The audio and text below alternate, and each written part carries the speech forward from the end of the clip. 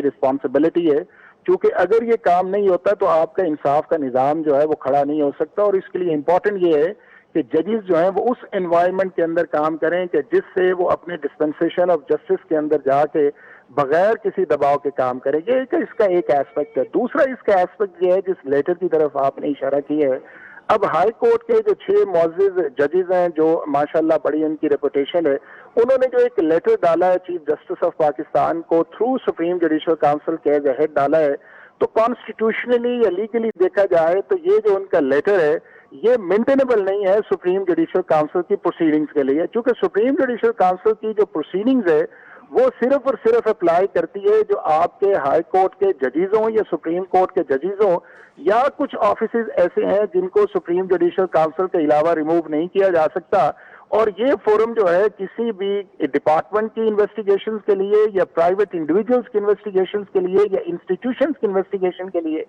ये ना कॉन्स्टिट्यूशनली बना है या लीगली इसका मैंडेट है, क्योंकि इसकी जो रिकमेंडेशंस आती हैं या इन्वेस्टिगेशन आती हैं वो अगेंस्ट द जजेस उनके मिसकॉन्डक्ट पे आती हैं, चाहे उनके फाइनेंशियल मिसकॉन्डक्ट आए या उनके कोड कॉन्डक्ट के ऊपर आए। तो मैं ये समझता हूं कि ये जो लेटर लिखा गया है ये अल्टीमेटली शायद पाकिस्तान के जो चीफ जस्टिस हैं वो उसको सुप्रीम जुडिशल काउंसिल के अंदर जो है वो एंटरटेन न करें। तो उसकी बुनियादी वजह एक और भी है, वो ये है कि ये रिस्पॉन्सिबिलिटी अगर ये इशू थे तो ये इस्लामाबाद हाई कोर्ट का एक इंटरनल इशू था जिसको chief justice of Islamabad high court को एड्रेस करना चाहिए था थ्रू एक फुल कोर्ट मीटिंग के। अब उन्होंने थ्रू फुल कोर्ट मीटिंग नहीं की और उनको बाईपास करके जब लेटर भी डाला गया है तो सुप्रीम जुडिशल काउंसिल की जो कॉम्पोजिशन है वो आपका कॉन्स्टिट्यूशन के अंदर लिखा हुआ है कि पाकिस्तान का चीफ जस्टिस है, उसके नीचे 2 सीनियर मोस्ट जजेस हैं और 2 आपके हाई कोर्ट के चीफ जस्टिस हैं। अब 2 जो हाई कोर्ट के चीफ जस्टिस हैं, एक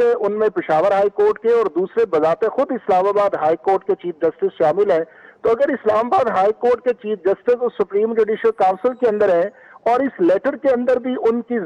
ऑफिस के ऊपर जो कहा गया है कि हमने उन्हें कहा था तो उन्होंने एक्शन नहीं लिया, तो मेरा नहीं ख्याल कि ये लेटर जो है ये इसकी प्रोसीडिंग जो है यहाँ पे चलेगी या मेंटेनेबल आएगी। हाँ, एक और चीज इसके अंदर है, क्योंकि ये बड़ा सीरियस और इम्पोर्टेंट इशू है, इसको अभी भी इस्लामाबाद हाई कोर्ट के चीफ जस्टिस को फुल कोर्ट मीटिंग बुलानी चाहिए, अपने ब्रदर जजेस को ऑन बोर्ड करना चाहिए और उसके बाद एक स्ट्रेटेजी बनानी चाहिए कि हम उनके कंसर्न्स को किस तरह एड्रेस करें और जो भी उसके लिए अडॉप्ट किया जाता है उसके लिए स्टेट इंस्टीट्यूशंस को या जो भी इन्वेस्टिगेशन के लिए उनका काम करे, क्योंकि वो इस्लामाबाद हाई कोर्ट के चीफ जस्टिस है।